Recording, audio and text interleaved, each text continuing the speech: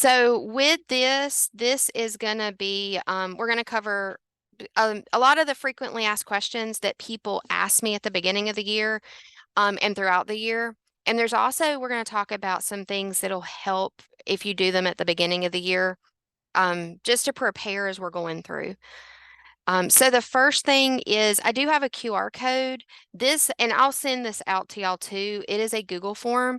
So if you have questions that come up throughout the year, you're more than welcome to contact me by chat, email, call, or you can also put it on this Google form. That gives me a heads up of questions you have or issues you're having, and we can kind of troubleshoot and problem solve. And it may be that it's a new handout that we need to make. And so throughout this whole presentation, you're going to see links to different handouts to show you how to do things. And so we want to keep building that. And these are going to all go on the media handbook website. So we are going to go through some cataloging. I get a lot of questions about cataloging and also deal with a number of issues when it comes to duplicating records. Are you looking for me? Hold on just a second, guys. One of my administrators is here.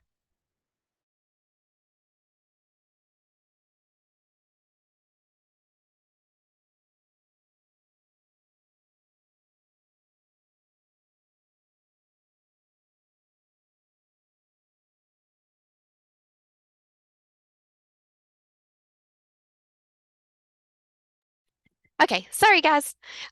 So like I said, we have a number of issues and people ask questions about people editing like other people's records. So we're going to talk about that and look actually at the catalog and how to make sure you don't accidentally duplicate somebody's record, especially if you're going to be modifying locations and something unique about your school. We're going to talk about sending overdue reports and also looking at those lost and overdue notices. And then we're going to talk also about reports that are helpful. Weeding, printing barcodes, unused barcodes. I use an unused barcode list all the time when I am barcoding new items.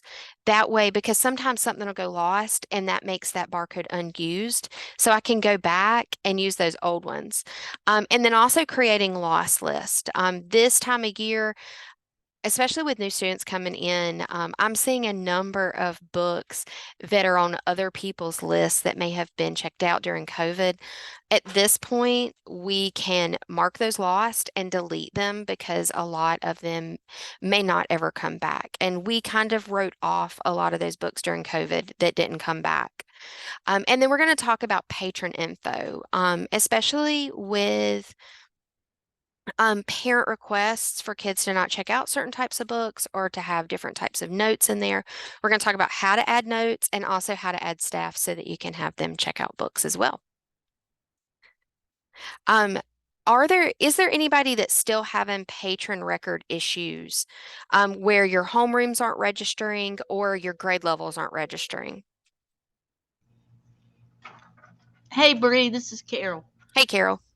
I have a lot of ones that they're not syncing up with Power School and they're showing up in the wrong homerooms. Okay, I I can tell you how to fix that. That means that something from your data manager in the homeroom field has some type of either comma or special character in it. Okay. And when it does that, Destiny recognizes that because it's a CSV file is what we get from Power Mhm. School.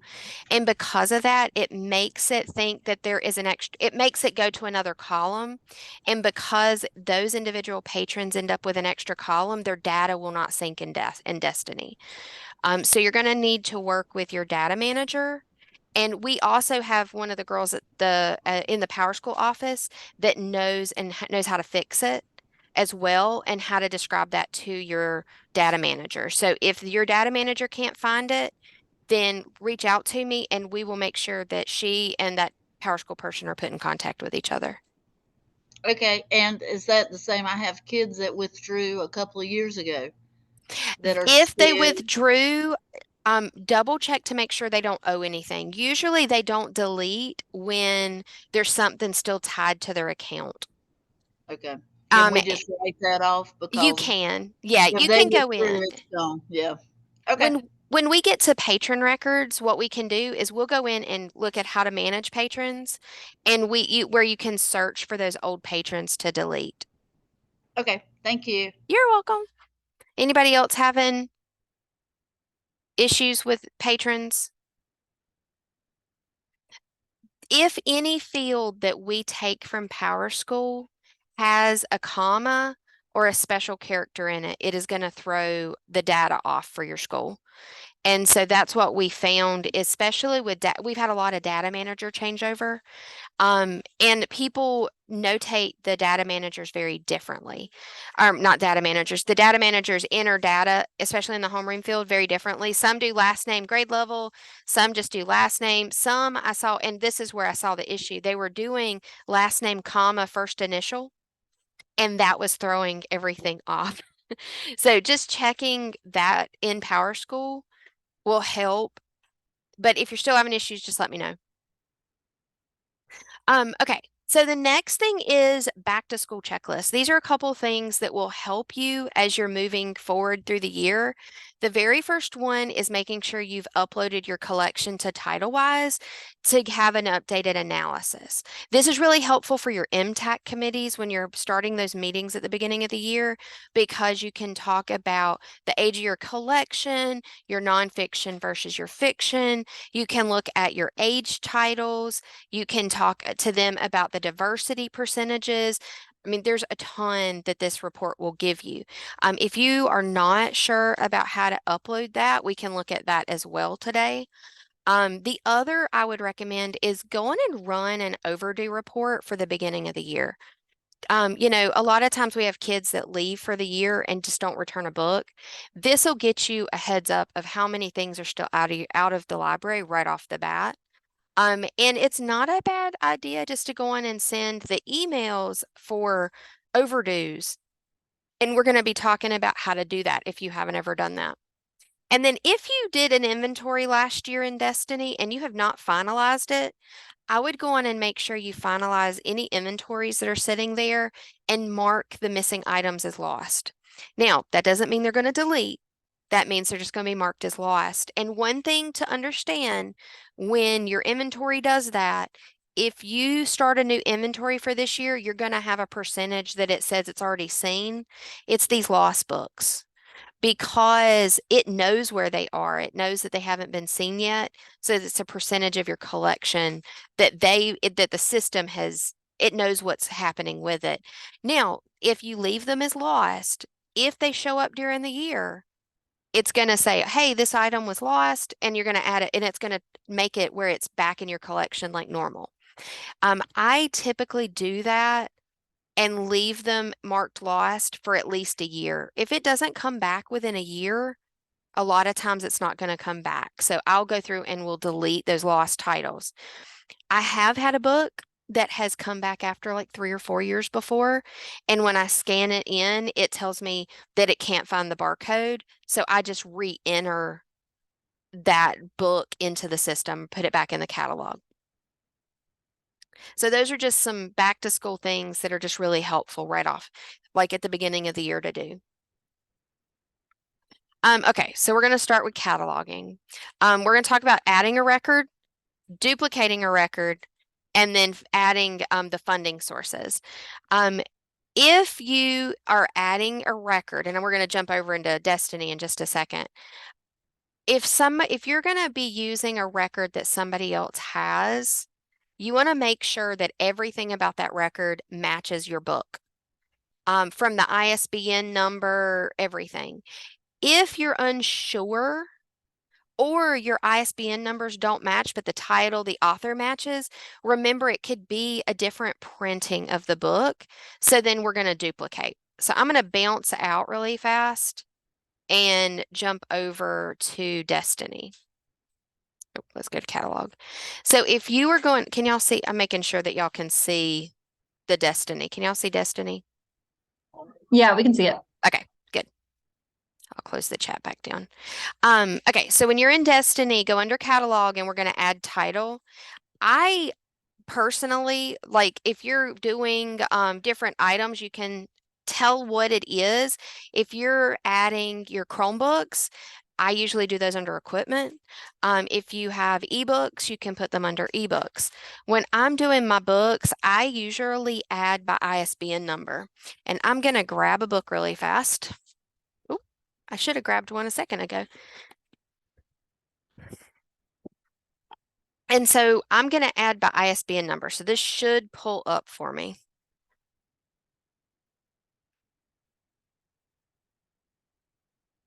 Okay, so when I hit enter, this is going to show me. Now, this one has one that nobody else has right this second. And that's how I can tell that by the A plus that this is coming from that source. If a book is one that other people have, you're going to see like the little house on it. When I click on this one, we're looking for it's got my author, my title and my author, my descriptions. It also has my tags and my publisher info. If this is what I want, then I'm just going to hit save title or add copies. When it does the add copies, it puts it into your collection. Now, if there is something about this specific one that I need different, then that's where I'm going to make some edits. So I'm going to add the copy and then I'm going to edit it. I need to find one that somebody's got. Let me do a title because I know that we can pull up a title that everybody's got.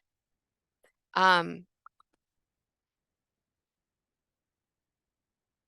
if I search for The Hate You Give, this one is going to show me a lot of different ones. And you can see, you're going to see some differences. Like here's one, the ISBN number is different than the others, and the page number is different. That's where it's going to be important when you're adding it to your collection that you make sure it matches yours.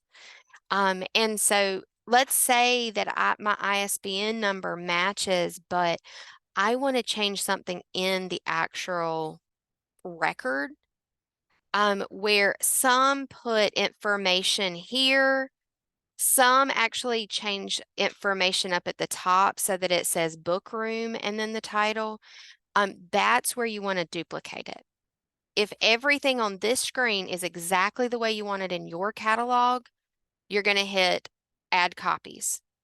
If there is something that is different about yours, and sometimes it is the ISBN number, the book is that correct, the description's correct, but the ISBN number is different, like here, then I'm still going to duplicate it. Or I can go in and I can add my ISBN number to that record, but not delete anything. Do not delete anything in somebody else's record. The plus is that since we have a union catalog, we can see each other's stuff. So like this says off-site copies available. So if I come up here to copies, I can see all the schools that have this particular one. And so you can see how many of us have this specific book. Some people will have things under descriptions. And then like mine, you can see this particular one for me is actually lost. And my sublocation is where I put my genres. And I can show y'all if you genreify, if you're not putting it in sublocation, we can talk about why I have mine there and why it pops up in Destiny the way it does. Any questions about the catalog?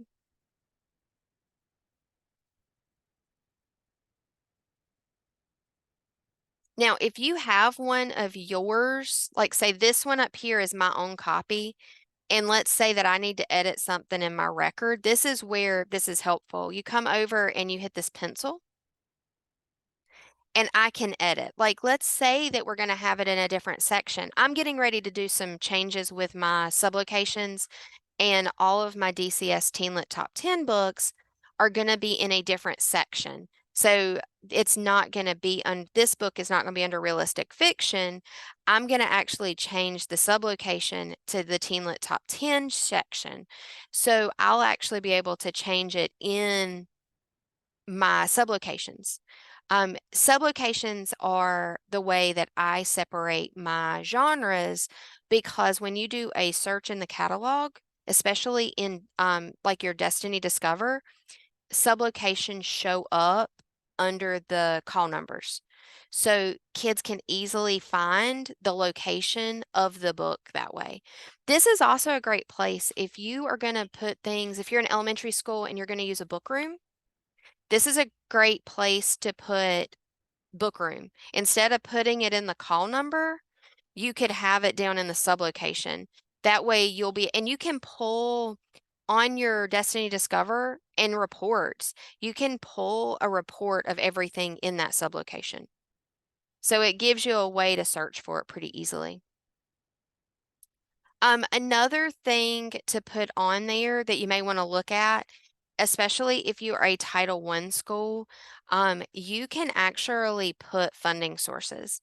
That the reason that I put that on there or talked about that on the other slide was with Title I, if a book's purchased with Title I funds and the book goes missing or the kid doesn't turn it in the past, and now we have to double check to see if this is still the case. Where I used to be in Title I schools, we were told that we did not charge kids for Title I books. So it gives us the ability to mark that. You can add all kinds of funding sources. If it's a donated book, you could have it marked as a donation. If it is like your school-based funds, you could have it marked that way. If it is district funds, you could have it marked that way. Whenever I first started, we used to write those like on the inside. I'm gonna unshare my screen so I can show you. We used to write that info like right here inside the cover of the book. It would tell you like the date that it was purchased. This is some of that goes all the way back to before we had these digital catalogs, but it would be there. You could see like the funding source and the date were inside it. So the funding source can help us, especially if we're trying to figure out what percentage of our collection was bought with specific funds. So that's just one of those that sometimes we might get asked. Go back to there. Okay. Any questions with the catalog part? Y'all are good. We'll move on. Okay. So the next thing that we're going to look at is original cataloging. And sometimes when we purchase books, we don't have processing. I love processing because it takes a little bit of work off of me for them to already have the barcodes, the spine labels, and they'll send me the mark records. It's worth the however many cents for each book it costs. I don't do that with every vendor, and some vendors don't even offer it. I know that with my Junior Library Guild books, I do not. I know that it's available, but I do not have them catalog or for me. I do those all by hand. And sometimes when we do that search for the ISBN number when we're cataloging, nothing comes up and we have to build that from scratch. So if I come over, I'm going to go back out to this source and set. So if I do a search for a title or even an ISBN number and nothing comes up, this is going to be the sources that they are searching. Well, if it's not there, then if the book's not listed there, then it's going to come up of, add a title. And we're going to be able to add all of the information in using like the easy editor. And that's where we need some information. And so these are the places that this is where I use the most. I use WorldCat. WorldCat.org has tons of, and I'll go there real fast so I can show you.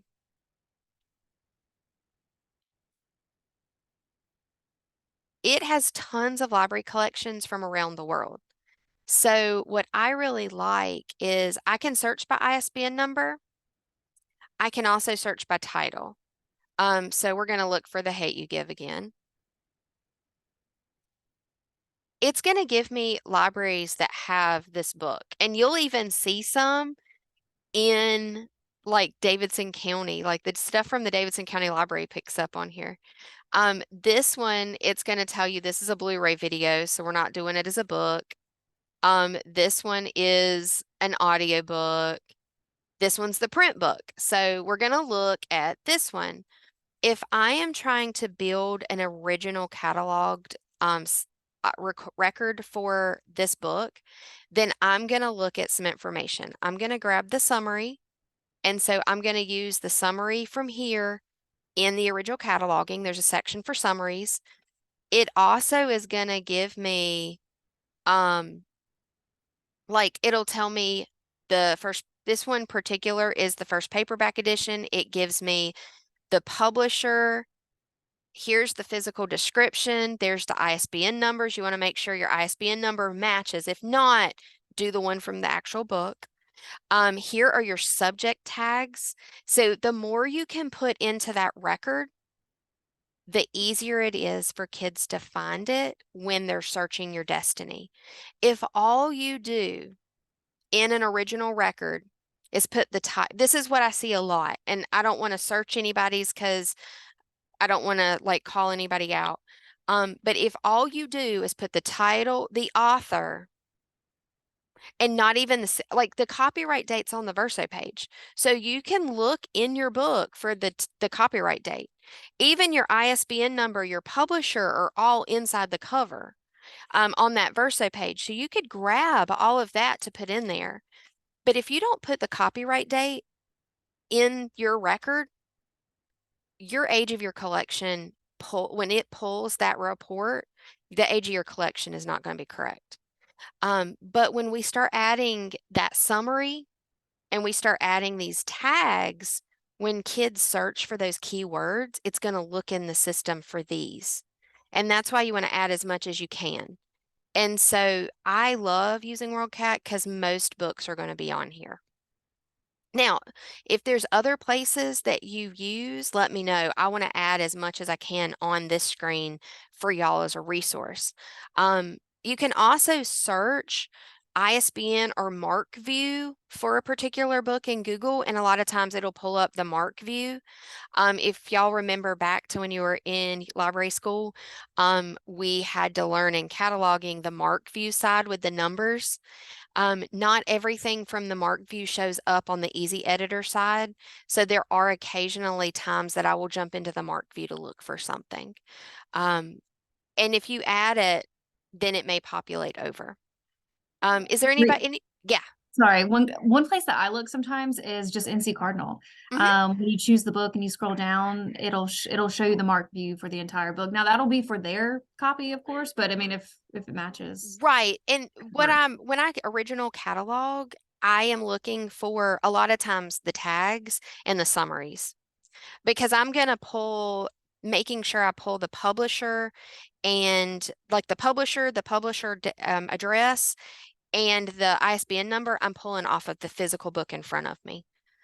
Sometimes I don't have the other stuff, and that's what I want. I want to add as much of that as I can in there. But I added NC Cardinal as well. That way, we've got it as well. If y'all can think of anything else, I will add it on here because I'm gonna send out the slides too. Any other questions about the cataloging? We could do a whole day just on cataloging stuff from scratch, adding to them, making them like beefier. Like there's a lot of stuff our catalog will do that we just don't have time to do sometimes.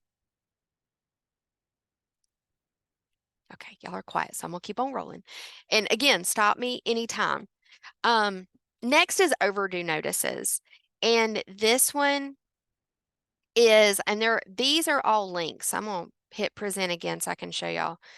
These are all links. So if I click on it, it's gonna open up a handout that's gonna show you step by step how to do your overdue notices and how to do all of these different pieces.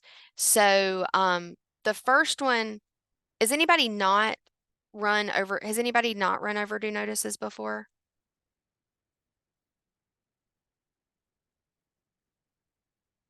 Y'all are all quiet. I'm going to go through if y'all are cool with that because I know we've got a lot of people that are going to watch the recording.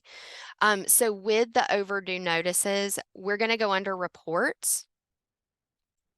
And with our admin accounts, which your admin login is your media coordinator, and then there's a media assistant login for your TAs, both of those can run these reports. So if you go under reports, and this one we're going to patron reports. When we go to patron reports, you're going to see current checkouts and fines.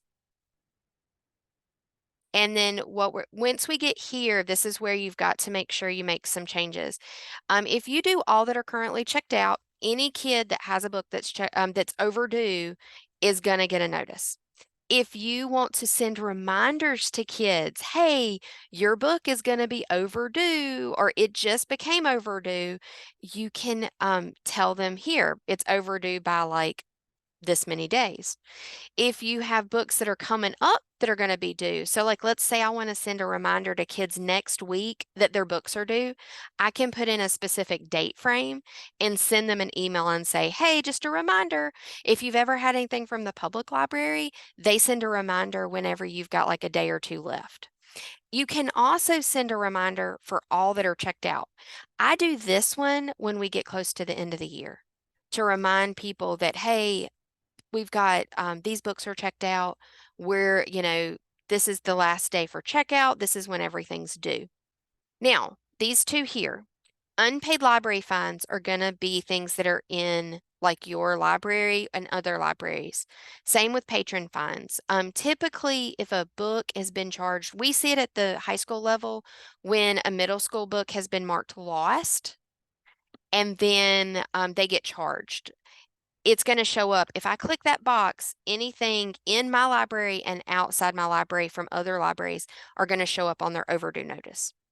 If all I want is a report that I can see, then I'm going to run a report. I can do it as a spreadsheet or I can do it as a PDF. If I want the email to homerooms, we do not have set up, so do not do that one. But the notices, we can do printed notices. We can also email. So you're going to click notices and hit continue. And then from this one, you can do some options. If you want to, we have patron types. All of your students are going to be under the same one. I'll be honest, when I'm running these, I leave everything here exactly this way. And I do check this one for my students just to give them a reminder that any of my patrons that have books or fines that belong to another site, I have it on there. We do interlibrary loan a lot at the high school with reading books for English classes. And so it is possible that a book is at another school with a student. And so we just want to remind them when those are due. So this is the one that you're going to want to make some changes on. If I am printing my labels, I sort these by homeroom because that way it's the easiest to get them to homerooms for the high school. We do not have their class periods entered. We just have their homerooms. And for elementary and middle school, homeroom is like that home base teacher. For elementary, it's the teacher they're mostly with, and then middle school, it's their homeroom teacher. So I change mine to homeroom if I'm printing. Now, if I'm going to do it via email, this is where you're going to put your name. So I usually put Miss Duggins and I put my email because if they want to respond back, this is how they're going to do it. Now, when we're sending these, the email in email 1 is student emails. So you want to make sure you check email 1. And then I usually change this message. You could leave it, these items are overdue. Please return them as soon as possible. I try to add a little bit to it to make it a little more personal. Hey guys, the following items are overdue, or you might have a library fine if there's a book missing or whatever it might be. And then I say, if you have any questions, please stop by the media center during these times to see Miss Duggins. And then I go down to the bottom. Because we have Title Peak, you can have the covers pop up. This has helped huge. I love the fact that the county pays for Title Peak for us, because that is a lot of times how the kids know what book they have. They're like, "Oh, I didn't ever check that out." And I show them the cover of it on the screen and they're like, "Oh, I remember that one." They're like, "Yeah, that's at home." So I include the covers on my notices that go out. Sometimes I'll also include the price of the checked out or overdue book, especially if it's ones that they've lost. Especially towards the end of the year, because whenever we're rolling towards the end of the year and they're like, "Oh, I don't know where that's at. How much was it?" Um, and then I go through and run notices. If you hit run notices, it is going to start sending those emails. If you want your notices to run at every so often, like once a week, however often, you can actually hit save setup and it will save it so that it'll automatically run for you at a certain time frame.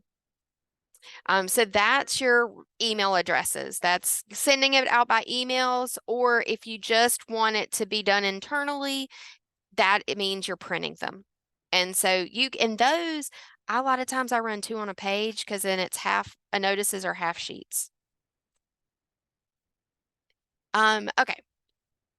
The next one is changing your overdues to lost.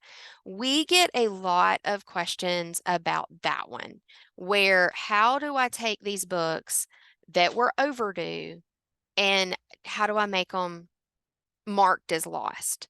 And so for this one, we're going to go back to reports and we're going to go patron reports. Let's see. Hold on. That was my wrong handout. I'm going through my instructions too to make sure that I'm taking you to the right spots. Okay, so this one we're actually going to go under admin. So if we are changing overdue books to lost, now this is after a set amount of time. So we're going to be setting it a certain time frame. We're going to go there, and then we are going to go to library policies, which is on the left over here. And then we're going to go over to the right-hand side. Now, this under here, under library policies, is where you're going to see your patron types. So for us, we have 2. We have faculty and students. And this is also where you're going to see your circulation types. So we have like Chromebooks and we have regular. And so here, I'm going to go to my regular one and I'm going to go over to the pencil. And it's spinning. Come on. Y'all know how things are. There it goes. Okay, so here is where if I can set a time frame, right here, there is a section that says overdue to lost 90 days. I can actually check this box and change that. So if I want it to say that after, if a kid has a book checked out for a year and they haven't returned it, I want it to be marked as lost. Then at that point, it's going to mark it as lost and it's going to charge the kid's account. It's going to say that the kid owes that under their fines. I haven't checked that. I don't see that as often, so I don't have mine checked. I do know schools that do check it are like middle schools. Hold on just a second.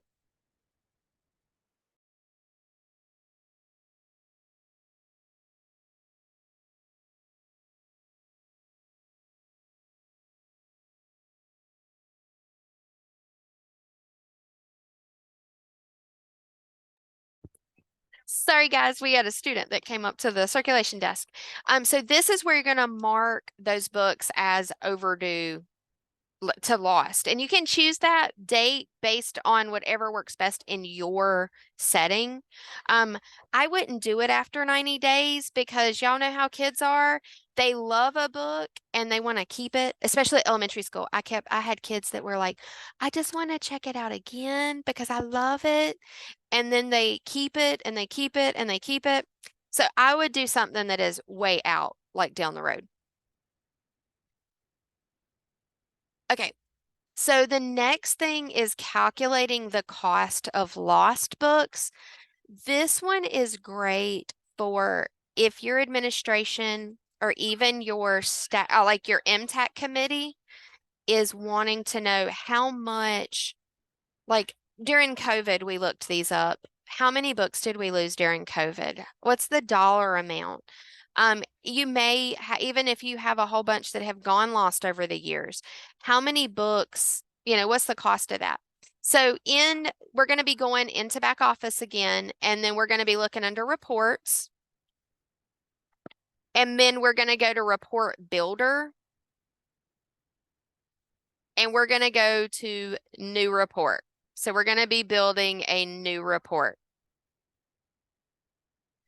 Okay, so from here, we are going to be choosing library and then copies. So we're going to be looking at copies. The next thing you're going to do is we're going to hit the arrow button, and then we're going to have some data to pick. One of the items on here is the purchase price and the status. So we can do that one. And then down here, we're going to do title and subtitle. I want to know what title is missing. I want to know what the status is. So I want to be able to figure out how many the lost items versus, overdue items, things like that. And then I want to know how much the purchase price was.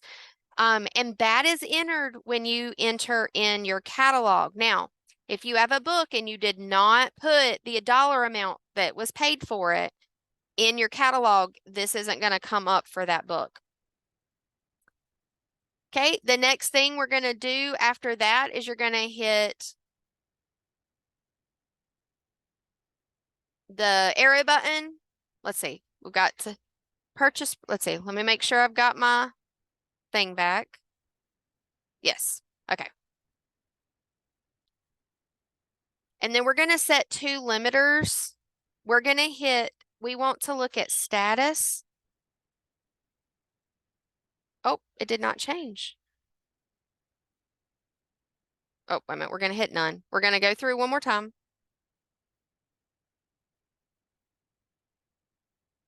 Going to keep clicking. A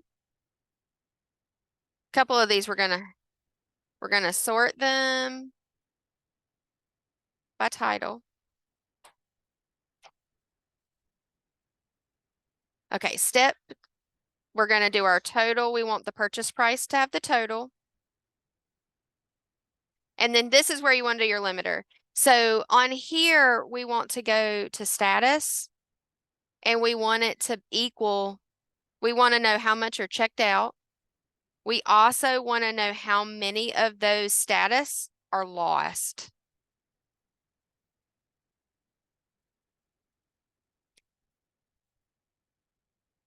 And then you got to give it a name. So these are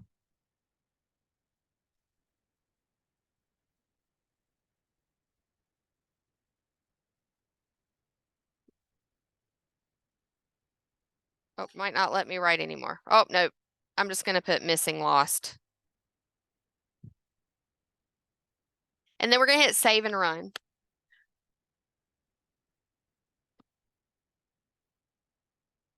Okay, so now it's running, and hold on just a second.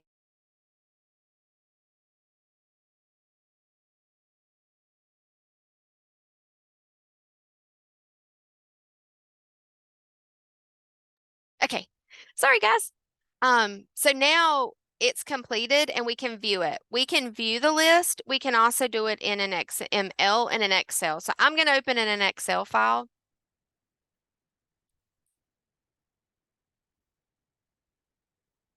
And so now it's got my info. And mine did not pull up anything. Because I don't think I have anything. Well, I have books checked out. I'm gonna have to go back through this one. Do y'all ever have something you try and it like totally does not run correctly? Because I know I have some marked lost. And I'm looking at my steps. I'm making sure that something didn't change. Let me verify that one. I'm going to go back and check that one because something did not do right on this one. Sorry about that. That one's weird. The other is, that we'll go through. I'll fix that one and make sure the instructions, something hasn't changed. When you're building a report, sometimes it gets quirky, and I'll be honest, I have built a number of reports over the years for people, and we clicked one button wrong and nothing pops up. So I will double check that one for y'all. The next thing that's on my list are a couple reports that are really helpful for weeding. And I know that, like Megan, we were talking about weeding the other day, and these are ones that I use. Hold on a minute. We're gonna move. I've actually got two math classes in here for fourth period every day. And so we're gonna move over to the other side of the room. Um, Let me see if it's a little bit quieter over here. So the weeding log is one that's really, really helpful. So with this one, let me hit the link so we can go and I can show y'all this one.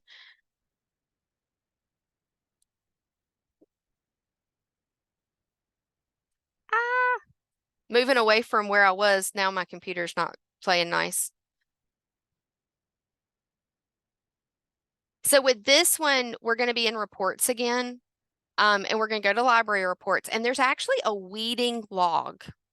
And what I really like about this one, it's really, really easy. So you're going to go reports, library reports. This weeding log, you get to pick dates. So if you want to know if you removed any books during a particular year or time frame, you can pull that and you can see how many books you weeded, because sometimes we forget how many we got rid of. And so it's going to pull it as a PDF or an Excel file. I'll be honest, if I'm going to manipulate something for data analysis, I usually want it to be an Excel file. If I am with the next one that I'm going to show you, if I'm going to be handing students a list that I want them to go pull some books for me, I usually print off the PDF.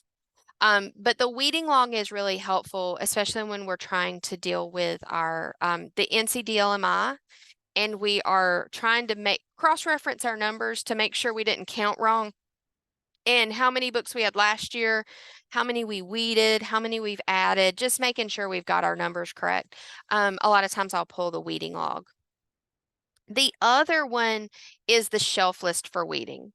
So this one, what this one pulls, and this is what I really like, if you are planning to weed, you want to know a couple things. We want to know how old the book is, because the age of the book is going to affect the age of your collection. So a lot of times we're going to look for those books that are outdated. And the other piece is how many times has it been checked out? So we're going to be looking at the circulations. So this report will pull both of those. Hold on just a second. Got another person here.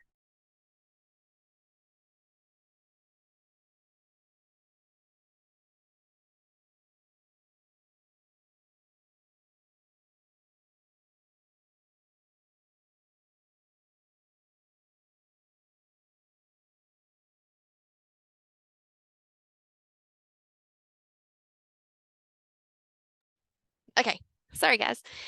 So this one I would say was the most helpful when I have been weeding. So let me show you how to get to this one, because if we're under reports and we go to library reports, we're going to go to the shelf list. We can put call numbers in, and you could do it for the whole collection, but I'll be honest, I did it in sections. And if you notice, you can hit sublocations. So if you're going to be weeding in your fiction collection and your genrefied, you can pick the sublocation. If I just want to do my 400s, so I'm going to do 400 to 499 and to 9999. And I'm going to put ZZZZ or ZZZ, and I'm just going to put AAA just so that it's got everything. And if I want to count circulations, I'm going to know for the last 5 years. So I'm going to do 8, 28, and then we're going to pick, I'm just going to actually, let's do 17 because that's the year we opened. And then we're going to do it to today. And then I'm not even going to worry about the sublocation, but I do want to know the publication year, not the price. And then I'm going to pull the PDF just because this would be what I hand off to students. My student assistants, what I'll do with this one is I will say, hey guys, I want you to go through, and depending on which section it is, I'll say, I want you to highlight any title that's copyright date is 15 years or older, or 10 years or older, depending on which section I'm in. And then I want you to also circle with a different color any title that has 0 circulations or has 1 or 2 circulations in that time frame. So there's 2 data points that they're comparing. And then I want you to go pull. If it has a circle and it's highlighted, I want you to go pull that book and put it on a cart so that I can evaluate it. So now this one, and you're going to see our nonfiction does not, this pulled all of our nonfiction for me. It did not like how I entered it. A lot of our nonfiction in this section, it does not move very far. So this gives me a call number, the title, what year, this is the copyright year, and then number of circulations. So then I can go through and say, okay, it hasn't circulated in this amount of time. This is how old it is. And if that was like, if the year on this was like 1990 and it has not circulated in in 6 years, then that's a book I'm going to pull. I'm going to look at it and be like, is this something that we need to keep in the collection, or is this something that needs to be weeded? And so this is a great report for doing that.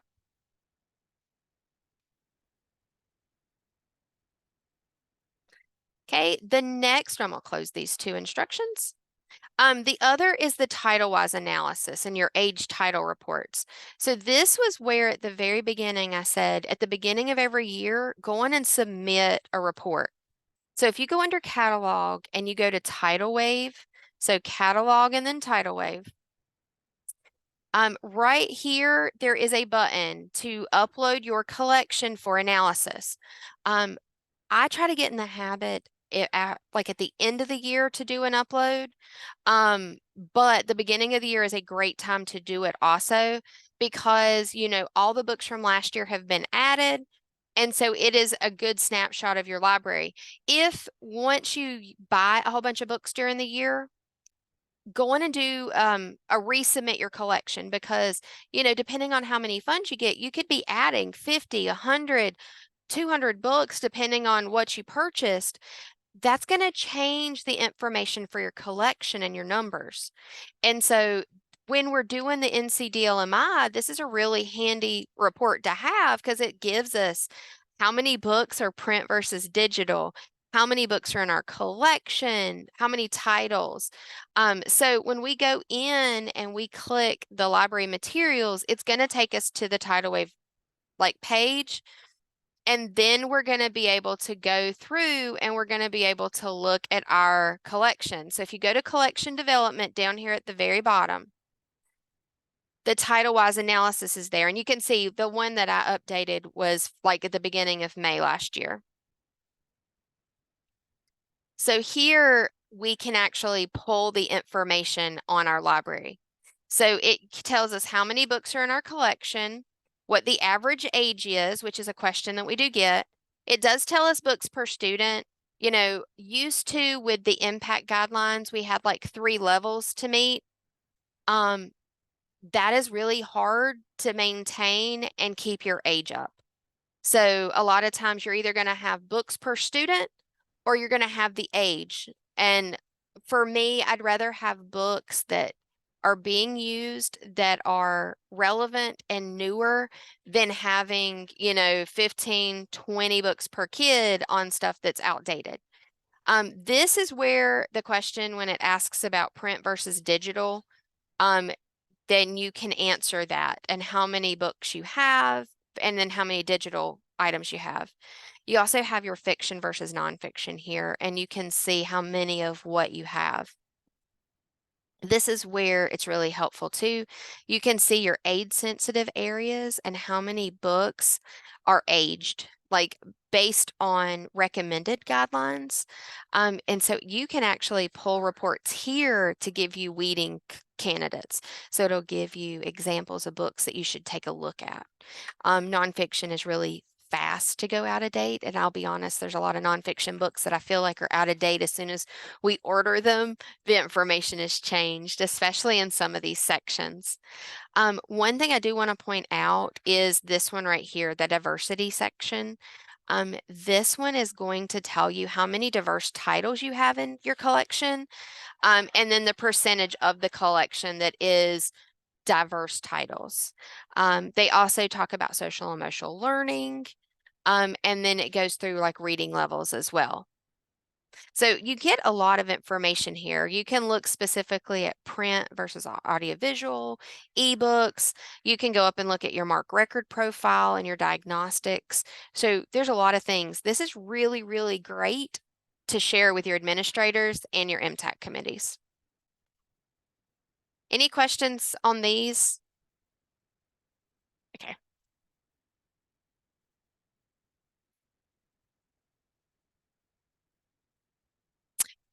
This one's the shelf list and talking about weeding. Now printing barcodes, and I'm looking at time and I don't want to like take up too much of your time. These are some that I'm building the instructions for. So I'm going to share those. I'm going to make those over the next day or so and then add the links in here. With this one in Destiny, you can actually go into your reports under libraries and you can look at your barcode lists of your used and unused barcodes. And I use my unused barcodes and I will give them, let's say that I'm going to be cataloging, like original cataloging, and I know that I need at least like 50. So I could go in and say, I want 50 barcodes and I'm going to start on a barcode. I know that my starting barcode in my collection is at 10,000. And so I'm going to have it run the report. It's literally going to list barcodes for me that are unused. And so it gives me ranges. So you see like I've got, 10,000, 10,001, 10,002 available. Then it jumps to 10,004. It gives me which ones. So now I can go through and I print my own barcodes. When I'm original cataloging, I let Destiny print them. So if I enter that into what barcode it is, I can go in and print that barcode. And so it saves me time and it saves me from having to print, like to buy barcodes. So I just reuse those numbers. So that's really handy as well. And you can also print missing barcodes. If you know what barcode's missing on a book, when I go into reports and my library reports and you scroll down, you can go down to barcode labels. And this is how I print ones, and I'm gonna make instructions for this. This is how I print ones whenever I'm adding books to the collection that are original ones. If I can sort by barcode and I can select by a barcode list. So if I know that I have a book that came up and the kid pulled the barcode off, I can hand type the barcode in to print. Or if I know that it's barcodes that I just I just cataloged like 30 books by hand and I need to print the barcodes, I can go in and tell it what date range. So if I know that yesterday and today I did it, I put yesterday and today's date in and it's going to print the barcodes for me. I do put my site name, the title, and the call number. I leave this alone because I'm not printing on sticker labels. I actually print them on regular sheets of paper and then we cut them and put them on the back of the book. If you want to do labels, make sure you put in what type of label it is. And then what I recommend is print on regular paper the first time, hold it up to light to make sure it lines up. And then you might have to do the offset. When I was at Pilot, I used to have to offset. I did print on barcode or labels, like sticker labels. And I think I had to do the offset, like the horizontal offset a little bit. So that is being able to print those labels, like and missing labels. Let's see. Creating a loss list. this instruction is going to go through and show you how to print that list of lost books. If you know you're going to mark a whole bunch of books lost, don't run this list until you've marked them lost. This one's going to go through and it's going to show you, you're going to do your title and copy list, and then you're going to tell it you want any book that's lost. It's pretty straightforward on the report. Um, Go to title copy list. You want the title, and then I want to mark copies that are lost. Now, you also have some other, if you remember, we had quarantine there for a while. Um, but this one's just the lost. You can also ask it to give you what sublocation, because that might give you some information. If you put sublocation and like circulation statistics, you may find that a lot of your lost books are all from the same section, which is going to give you an indicator that I need to order more books for that section because I'm losing out on that section. I ran this one a while back and realized because my action adventure sports section was looking a little peaked. And when I ran this, I realized that a lot of my lost books are from that section, and it's a popular section, so I need to order more. But this will pull it, and you'll have that list of the books that are lost. And then when you're ready to delete them, you can batch delete them, or you can go by hand and delete them if you realize that you've got a couple that have been lost for multiple years.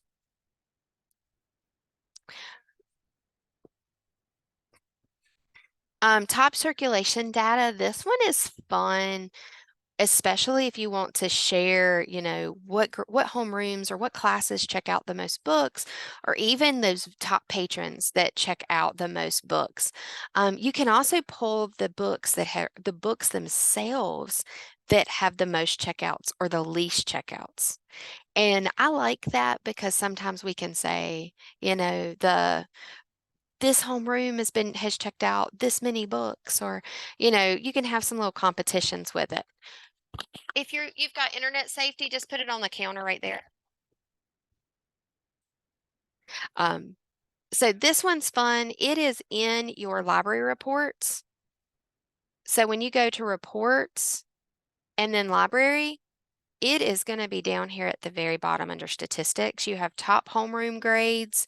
So you could do what grade level checks out the most books, especially like elementary school. You could say, kindergarten checks out the most books, or third grade, or you could break it up from K2 and then 3, 5 or whatever.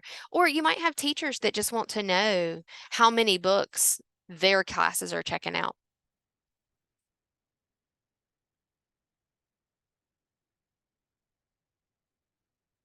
Inventory tutorials. I'm not going to go too in detail of these yet. A lot of people are just trying to get checkout started. When I do the next section, do the a little bit more beefy, almost like the advanced Destiny, we'll hit like the tutorial for inventory. And I'm going to give you some tips and tricks for starting your inventory early, and then scanning your items, and how to do it in chunks so you're not doing like a huge inventory at one time. But if you're interested in looking at it, if you click on the link, it's going to give you the tutorial for all of these. This is also one that a lot of people ask this time of year. Adding staff to Destiny, deleting homerooms, clearing fines, and then accessing patrons at other schools. I'm going to start off with the students from other schools. If you go to your circulation and you are going to search for a kid, if you uncheck only my patrons, it is going to search everybody in the district. So I'm going to use my own kid as an example because I know that I will be able to pull them up. So if I hit Duggins as the last name and then I hit find patron, it is going to pull up. Now, I see my oldest child here, and he graduated in 17. So it looks like Amy might need to delete one. But here are my other two. They are at Oak Grove Middle. So if I click on one, and I know that Lawson actually has his book checked out from the high school. So if I click on it, I can see that she's visiting from another school. And if I am checking a book out, or I have a book that, let's say that I have a student that transferred from here to North High, and they still have one of my books and I need to clear that fine, then I can actually go in and uncheck the only my patrons, find that kid, and if they've paid a fine, I can clear it. So I'll be able to do that. I'm gonna hit reset so she's not there. Make sure you click that back, because if you don't, if like it's going to just pull lots and lots of people. But if you're looking for somebody at another school, we see that a lot if we have kids that transfer. We can't see them anymore if they go to another school, but they may have one of our books, or they may have paid a fine that we need to clear, and so that's going to be the case. Clearing a fine. So if you have a kid like that, we can go to patron status, or we can actually be in this screen and look up a kid or a patron. I'm gonna look up myself just so that I can, if they have a fine, it's gonna show up. You also can see if there was a fine here, it would be right here. We can, if the fine is there, we'll be able to click on it. We can mark paid, we can print a receipt. We can also view the fine history. So if a kid paid for a book and it was entered into Destiny, which it should be, if a kid lost a book or damaged a book and they pay for it, yes, we write a receipt for the office, and it's in, or it might be in school cash along, but make sure you put it in Destiny so that you have it marked, because sometimes kids will come in going, I paid that, Miss Duggins, at the middle school. Well, even if they paid at the middle school, I can see it in here. So if it has been paid, make sure you mark it in here. But you can see there, you'll be able to see their fines. And then if, let's say a kid comes in, you can actually go in and you can hit the delete button. Don't go in and do it like it's paid. Actually click, if it's one you've cleared out completely, like during COVID, we wiped out a lot of stuff. And so we actually deleted them all instead of marking them paid. And you can mark in there that it's like waived. There's a waived button also. We did patrons at old schools, homerooms. Let's pull, I want to make sure I'm giving you the right directions to get there. So I'm going to put this in present mode and pull up my instructions. So this one, we're going to go admin and then manage homerooms. So we're going to go up to the admin tab, and here's our homerooms. And if you notice, I have not done this for this year. A lot of times that they, from one year to the other, they change their pattern. And so I've got to go in and delete. So all you'll have to do now, before you hit delete, please verify how they are listed for your current students. That will help you. But then all you have to do is actually go over to this delete button. And you can go through and make sure if you keep this under control, you're not going to be bombarded with like buku of these from year to year. If you accidentally delete a current one, like overnight when Power School syncs with Destiny, it should populate back. So that information should be put back in. Let's see, adding staff to Destiny. Okay, so under the admin tab, you also have manage patrons.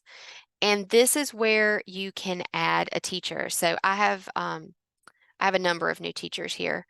And so if you click add new patron, you're going to go through and add your information. Last name, first name. I do go over here and put username and password.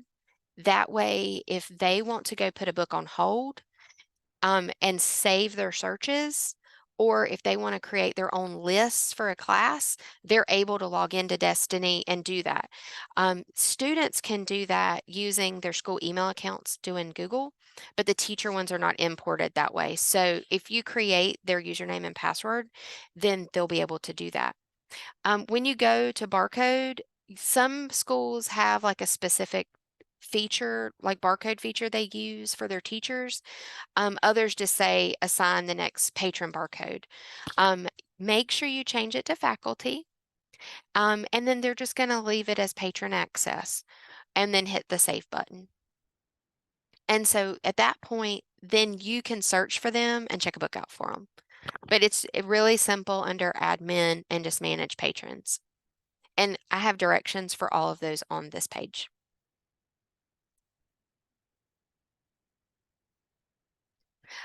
Some other things to share with you. Destiny's website for their Destiny help is awesome. You can literally search like, how do I do this? And it's going to populate different pieces for you. Their help desk is also really, really helpful. There are times that I will run into issues and I will chat with them or send them an email, and they're very quick and responsive. You can also call them.